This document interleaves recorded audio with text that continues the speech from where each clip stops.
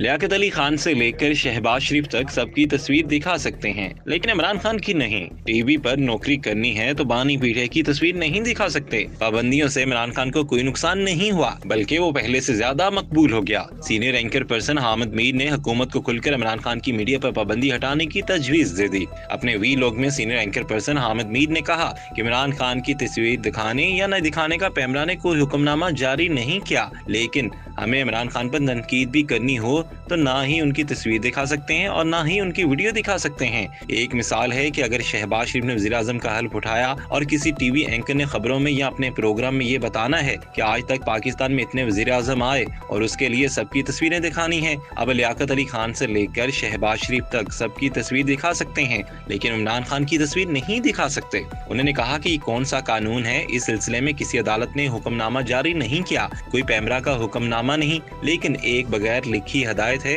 कि अगर एक एलानिया सेंसरशिप है और ये काम करने पर मजबूर हैं, अगर टीवी पर नौकरी करनी है तो इमरान खान की तस्वीर नहीं दिखा सकते। लेकिन हम जैसे गुस्ताख इतना कर देते हैं कि उनका नाम ले लेते हैं लेकिन तस्वीर नहीं दिखा सकते। सवाल ये है कि तस्वीरों और नाम लेने पर पाबंदी पर क्या इमरान खान को नुकसान हुआ? बानी पीठे को कोई नुकसान नहीं हुआ, बल्कि उन्हें फायदा हुआ। इस किस्म की पाबंदियां लगाकर उन्हें मजलूम बनाया गया और उनकी मकबूलियत में मजीद इजाफा किया गया।